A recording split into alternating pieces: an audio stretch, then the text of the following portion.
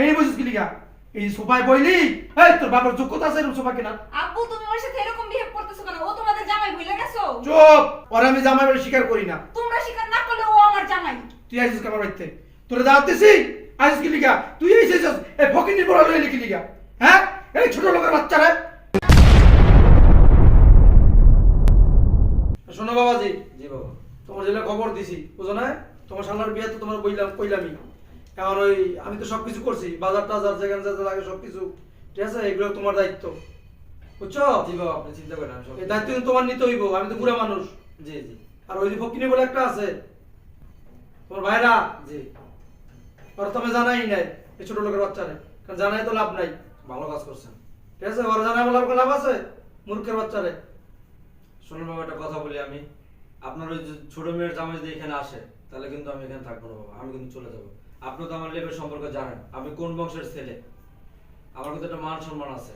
আরে বাবা ওইটা তো আমি জানি তুমি যে ব্যবসা বাণিজ্য করো তুমি কোটি টাকার মালিক এটা আমি জানি তোমার লগর যায় এটা তোমার কই তুইব আমি ফকিনি বলার কই নাই তো আর কই আমি কি করব তো তাই তো তোমার দিতেছি সবকিছু তুমি পালন করবা জি বাবা, আপনি চিন্তা করেন না, আমি সব দিকে ম্যানেজ করতেছি। শোনো আমার ছোট পোলার বিয়া একটা মানুষ যেন খারাপ না কয় ঠিক আছে। পাক টাক যা লাগে যত ভালো পাক ভালো হইতে যা যা লাগে সবকিছু দিবা আপনি চিন্তা করেন না, সব দিকে আমি খেয়াল রেখে কাজগুলা সামনে দিকে আগাই নেব। আপনি চিন্তা করেন না, একদম চিন্তাই করবেন না আপনি। হ্যাঁ বাবা কিসে আমি তো আবার ফোন করছি আসলে কারে মন করছস আপারে কি করছিস তোর কইছি হ্যাঁ ওই ফকিনি পোলারে কই লাভ আছে কোনো তোরা আমারে কইছ ওই ফকিনি পোলা চাইবো আমার মানি তো থাকবো তাইলে আমার বিয়া আপা আসবো না আমার কথা কস আমাকে তো একটাই বোন ও ও কি লেগে বিয়া করছে আমার না জানে কি লেগে বিয়া করছে ফকিনির পোলারে কইছস তোর বইনে রে কিন্তু তোর বইনে আইলে ওই ফকিনি পোলাই চাইবো হ্যাঁ ওই ফকিনি পোলা আইলে আমি বাবা। চাইতে পারো বাবা দেখেন, আমি কিন্তু সত্যি সত্যি বলে দিতেছি, আপনার যদি ছোট মেয়ের জামাই এই বাড়িতে আসে এই বিয়ের অনুষ্ঠানে, আমি এখন এই বিয়ের সাথে চলে যাবো। আরে বাবা যে মাথা গরম তুমি বউ তুমি বসো আইতে পারবো না না বাবা, আপনি দেখেন, আমি আমার কিন্তু মনে তো সন্দেহ লাগতেছে যে ও এখানে আসবে। আরে বাবা যে তুমি রাগ করো কে আমি ওই ফকিনি পোলারে আমি জামাই বইলে তো স্বীকার করি না আমি একটা জিনিস বুঝলাম না বাবা, আপনার মেয়ে একটা শিক্ষিত একটা মেয়ে, সে কিভাবে একটা ফকিনীর সাথে কিভাবে মানে সংসার করতেছে, গাইয়া ভূত খ্যাত কোনো মানে শিক্ষা যোগ্যতা নাই, কিচ্ছু নাই, মানে আমার কোনো কিছু মাথায় ধরতেছে না। আচ্ছা বাবা মাথা ঠান্ডা করো তো না এই সব জায়গায় পাকনামি করো না বাপের এখন সব পাকনামি করবি না আমার একমাত্র জামাই এইটাই আর আমি জামাই স্বীকার করি না ফকিনির বাচ্চারে বাবা তুমি আমার জামাই ওই ফকিনি বলে আমি জামাই বলে স্বীকার করি একটা না। বার মানে আপনারা আমার মান সম্মানের কথা চিন্তা করছে?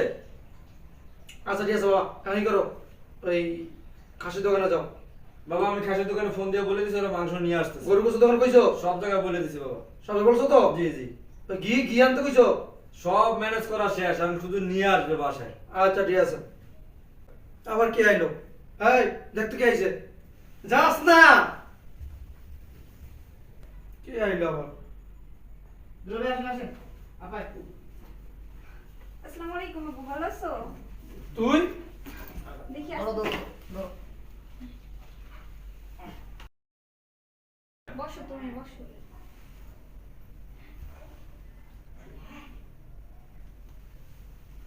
ওঠ এই ছোট লোকের বাচ্চা এটা বুঝিস কে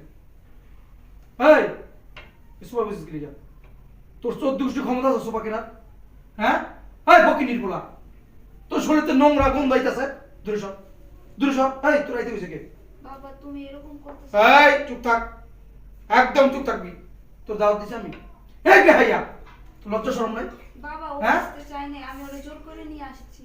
আসতে জানা জোর করে নিয়ে আইছো তখন তো আইছে যে 14 গোষ্ঠীর ভিতরে তো গরু গোস্ত খাইতে না মুরগি রস খাইতে না এখন এই নাইলে এটি পাইবো এটি খাইবো এই গ্রানে গ্রানে আইছে এই ফকিনির পোলা তোর আইবার কইছ আমি তোর আমি যাওয়ার পর স্বীকার করি বাবা আপনি মানে অপমান করতে রাখছেন এই জায়গায়, আমি অপমান সহ্য করি না, আমি এখানে আর বাবা, না না না না, আমি ওর মতো একটা ছোট লোক চাষা গাইয়া ভূতের সাথে আমি এখানে বসবো, ওর শরীরে গন্ধ আছে, আমার এখন বমি হইতেছে, আমি এখানে বসলাম তো অজ্ঞান হয়ে যাবো এখন।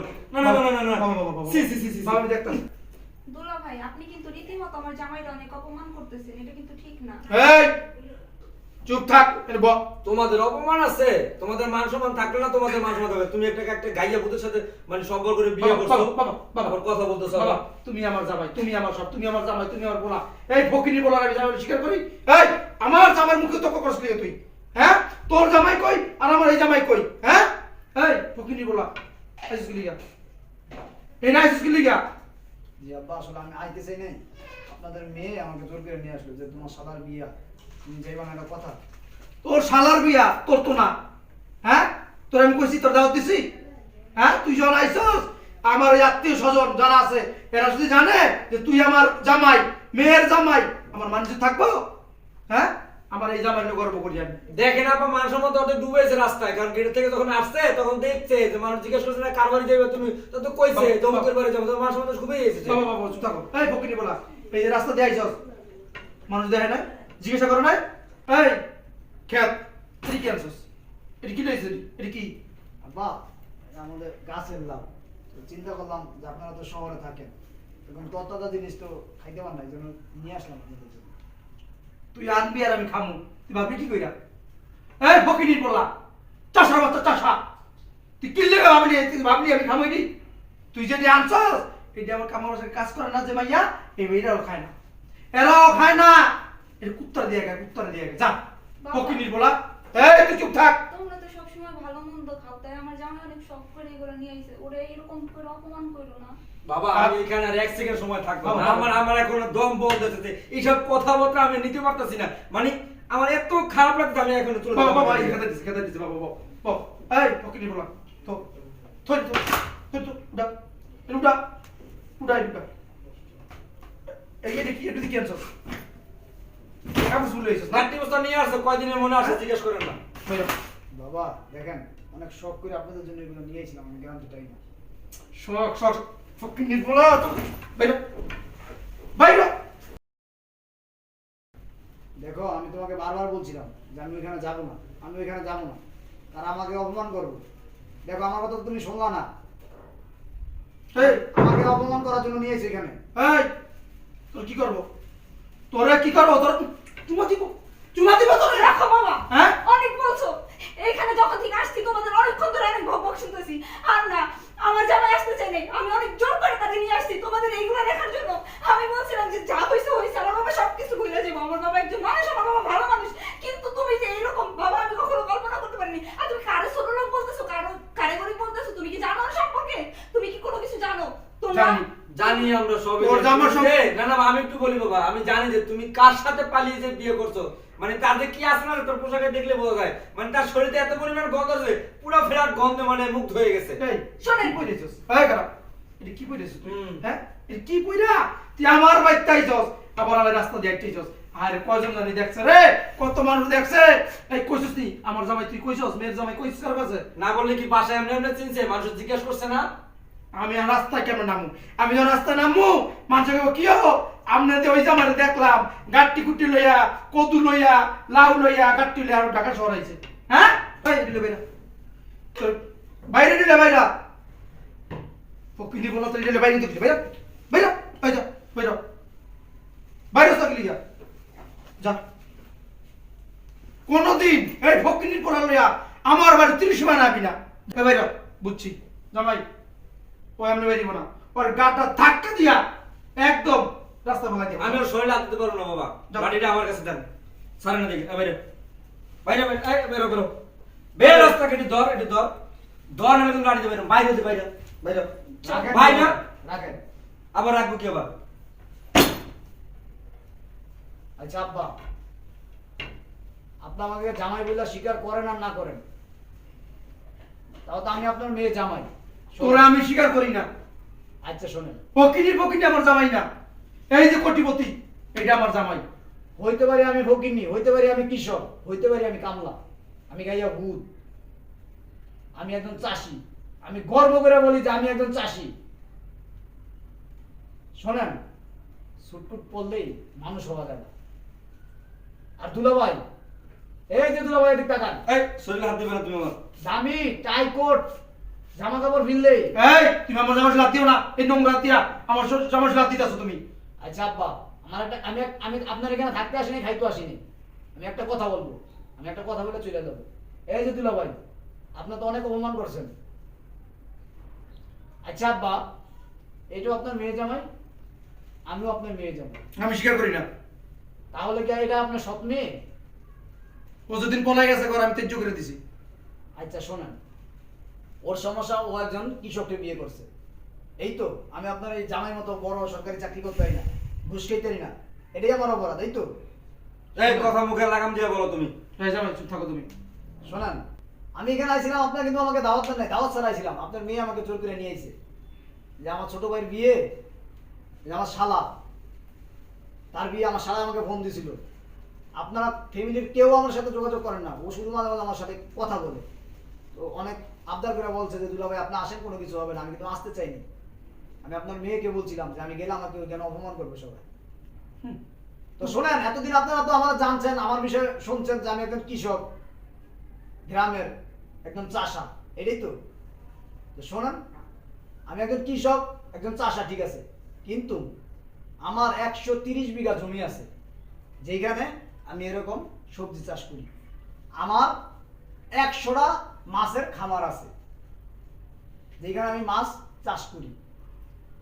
আমার 100টা গরুর খামার আছে যেখানে আমি গরু চাষ করি। প্রত্যেক কুরবানির ঈদে গরু বিক্রি করি, গরুর ফার্ম। ফার্মের নাম হয়েছে কি জানেন? শিকদার ফার্ম। শোনেন, যদি আপনার বিশ্বাস না হয়, এই যে দুলা ভাই আপনি তো শিক্ষিত লোক, শোনেন, যদি আপনার বিশ্বাস না হয় গুগলে সার্চ দিয়ে দেখতে পারেন। 1 নম্বরে শিল্পপতিদের তালিকায় কোন নামটা আসে একটু সার্চ করে দেখেন। আর শোনেন, আপনি তো এতক্ষণ অনেক বড় বড় কথা বলছেন যে আপনি বড় লোক, এই যে এটা এটা, আপনি তো একটা ঘুষ করে বড় লোক, আপনি তো ঘুষ খান মিয়া। এই কথাতে সবচেয়ে বের হলো, আমার জামাই ঘুষ খায় না। আচ্ছা শোনেন আব্বা, আমি আপনার এখানে থাকবো না, তবে শোনেন, এইগুলো আনছিলাম ভালোবাসা আপনাদের জন্য, ঠিক আছে? আর হচ্ছে আরেকটা জিনিস, এই যে ব্যাগটা দেখতেছেন, গন্ধ। এই ব্যাগ ভর্তি টাকা নিয়েছিলাম আমার শালার বিয়েতে খরচ করার জন্য। আর আপনার এই যে বড়লোক জামাই, ঘুষখোর জামাই, কি দিছে, কতটুক দিছে? শোনেন, থাকবো না, আমি চলে যাবো। আর আগে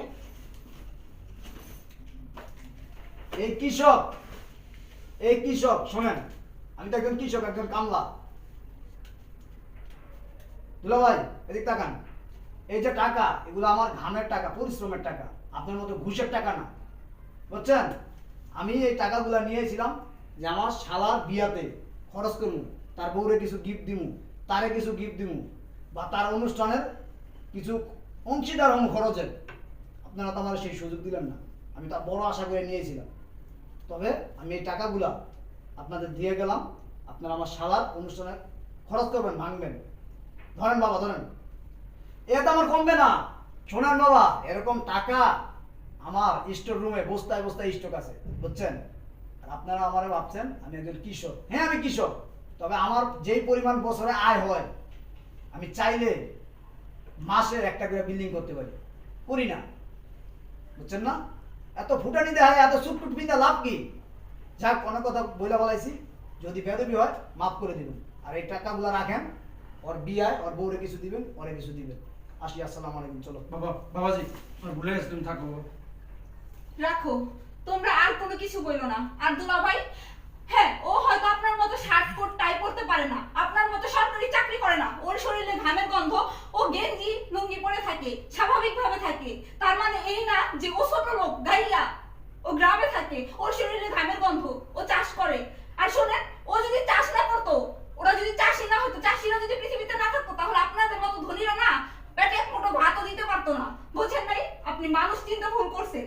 বাবা, তোমারে বলে রাখি, তোমার এই বড় জামাই দেখা যাবে কতদিন টিকে। বাবা, মা, অনেক হয়েছে, আমার জামাইরা অনেক অপমান করছে। মা, বুঝছেন মা, না? থাক। ভাই, ভালো থাকিস। তোর বিয়েতে থাকার ভাগ্য আমাদের হইলো না। অনেক আশা নিয়ে আসছিলাম যে তোর বিয়েতে আমরা অনেক আনন্দ করব, কিন্তু সেই ভাগ্যটা আমাদের হয়নি। যদি কখনো পারোস, তাহলে তোর বউ নিয়ে আমাদের বাড়িতে বেড়াইতে যাস। তোদের জন্য আমাদের দ্বার সবসময় খোলা থাকবে। আর বাবা, তোমাকে বলে রাখি, তোমার জামাই যদি কখনো তোমার সব সম্পত্তি কেড়ে নিয়ে রাস্তায় বসায় রাখে, তাহলে আমাদের বাসায় যাইও, তোমার জন্য দরজা খোলা আছে। চলো। বাবাজি, বাবাজি, বাবাজি, আসলে শোনো মিয়া, আর কথা কই না তুমি। তুমি শিক্ষিত, চাকরি করো, খাও ঘুষের টাকা সব। আর আমি না বুঝা আমার জামাইটারে কি অপমান করছি, দেখছো? আসলে বাবা একটা জিনিস বুঝলাম না, আপনার ছোট মেয়ের জামাই এত টাকা পয়সা মালিক, আমি তো আগে জানতাম না। আরে বাবাজি, তো আমিও জানতাম না, আমি তো বুঝি মায়ে পলাই গেছে, গ্রামে চাষাবাস হইব। কিন্তু চাষাবাসার যে এত টাকা লাখ লাখ টাকার মালিক কোটি টাকার মালিক এটা আমি জানি না। না জানি শুনে কতগুলো কথা বলে বলে। তুমি কম কইছো নি, গন্ধ হয় থাকতাম না, পারো না তো 1 টাকা দিতে। আর এই যে আমার চাষা জামাই যারা অপমান করলাম কত টাকা দিয়ে গেল, আর এই টাকা হালাল টাকা। এই সোনা দিকে আয়, যা ওদেরকে ফিরে আন, যা রাস্তা বলে নিচে নামছে, যা এত অপমান করার পর আসবে? যা পাওদের ফিরে লবি, যা যাস না, যাও রুমে যাও।